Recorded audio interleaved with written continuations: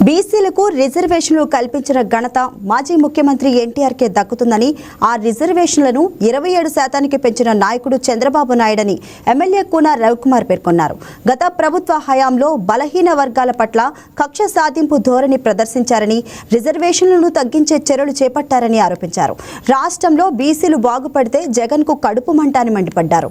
చట్ట వ్యతిరేక చర్యలకు, రౌడీయిజానికి పాల్పడితే చూస్తూ ఊరుకోమని హెచ్చరిస్తున్న ఎమ్మెల్యే కూన రవికుమార్తో మా విజయవాడ ప్రతినిధి బిందు ఫేస్ టు ఫేస్. హామీల ప్రకారం బీసీ రక్షణ చట్టం అమలు చేయాలని చెప్పేసి హామీ ఇచ్చారు. అదేవిధంగా ఇప్పుడైతే కీలక సమావేశం జరిగింది. ఈ సమావేశంలో మంత్రులు, ఎమ్మెల్యేలు పార్టిసిపేట్ చేసి ఆ బీసీ రక్షణ చట్టం మీద కొన్ని కీలకమైన సమావేశం అయితే ఏర్పాటు చేశారు. మనతో పాటు ఎమ్మెల్యే కూన రవికుమార్ గారు ఉన్నారు. సార్, ఈ సమావేశంలో ఏం చర్చించారు? బీసీ రక్షణ చట్టం రాబోతుందా? అంటే నేను లేట్గా వచ్చానమ్మా, బట్ డ్రాఫ్ట్ బిల్ అంటే ఇట్స్ ఓన్లీ చర్చ, అభిప్రాయాలు సేకరించడం. మేము ఎన్నికల్లోనే హామీ ఇచ్చాం, బీసీలకు రక్షణ చట్టం తీసుకొస్తామని.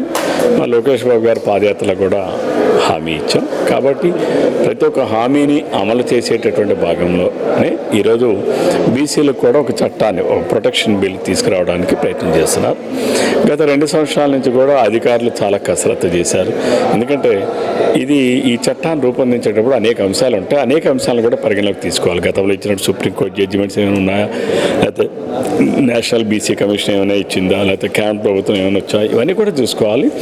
బట్ ఈ చట్టం తీసుకురావడానికి రాష్ట్రాలకు వెసులుబాటు ఉంది. ఎందుకంటే మన ఫెడరల్ కాన్సెప్ట్లో కొన్ని రాష్ట్రాలకు పరిధి ఉంటుంది, కొన్ని నేషనల్ పరిధి ఉంటుంది. రాష్ట్రాల పరిధిలో కూడా ఇది పెట్టారు. కాబట్టి ఇప్పుడు ఎక్సర్సైజ్ దీని మీద అభిప్రాయాలు తీసుకోవడమే, బట్ డిఫరెంట్ ఆఫ్ ఒపీనియన్స్ ఉండొచ్చు. ఖచ్చితంగా అమలు అయ్యిద్దంటారు. అమలు చేయడానికే ప్రయత్నం. ఎందుకంటే బీసీలు కూడా రక్షణ చట్టం కావాలి. ఎందుకంటే కొన్ని దగ్గరలో ఎప్పుడు కూడా మన సొసైటీలో మనం చూస్తే 100కి 95 మంది చట్ట ప్రకారమే నడుస్తాం. ఒక 5% మంది ప్రజలు అటు ఇటుగా ఉంటారు. కొందరు కావాలని, కొందరు ఏమరపాటుతనంతో కానీ, కొందరు తెలియనితనంతో కానీ, కొందరు కావాలని చేసే వాళ్ళు కూడా ఉంటారు.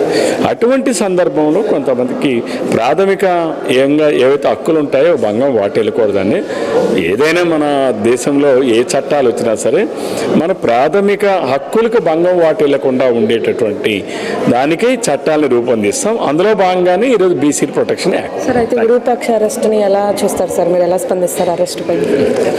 విరూపాక్ష కాదు, ఈ రాష్ట్రంలో వైసీపీలో వాళ్ళకి అలవాటు అయిపోయింది. వాళ్ళు ఏమనుకుంటున్నారంటే ఇంకా మేము అధికారంలో ఉన్నాం, జగన్మోహన్ రెడ్డి ముఖ్యమంత్రిగా ఉన్నాడు, మేమే అధికారంలో ఉన్నాం, మేము ఎవరి మీదైనా దాడి చేస్తాం, లేదా ఎవరి భూములు అయినా బతుకుంటే చచ్చిపోయాడని చెప్పి డాక్యుమెంట్స్ క్రియేట్ చేసుకుంటాం, లేదా మేము జగన్మోహన్ రెడ్డి వాళ్ళ బాబాయినే హత్య చేసి దాన్నే సాక్ష్యాలు మార్చాడు, మేము కూడా మార్చేద్దామని సీది రప్పలరాజు గారు లాంటి వాళ్ళు, లేకపోతే మేము ఎంతోమందిని ఆ రోజుల్లో పోలీసులను అవమానాలు చేసాం, ఇప్పుడు కూడా మేము అసలు మా ప్రభుత్వంలో మేము ఎవరిని ఏమన్నా కాదు, ఇప్పుడు కూడా ఒక మహిళా ఎస్ఐని కూడా చూడకుండా ఆమె విధుల్లో ఉంటే ఆమెను అడ్డగించడమే కాకుండా ఆమె పైన సభ్య సమాజం సిగ్గుపడే విధంగా ప్రవర్తించడం, ఇవన్నీ రాష్ట్రంలో అనేకం చూస్తున్నాం.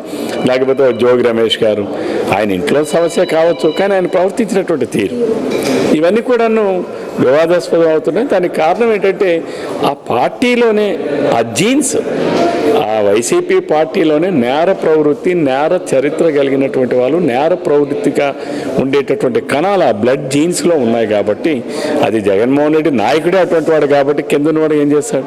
అందుకని అంటుంటారు, చిన్న సామెత ఉంది, ఆవేమో చేలో వేస్తే దూడేమో గట్టునుగానే ఉంటుందా అని.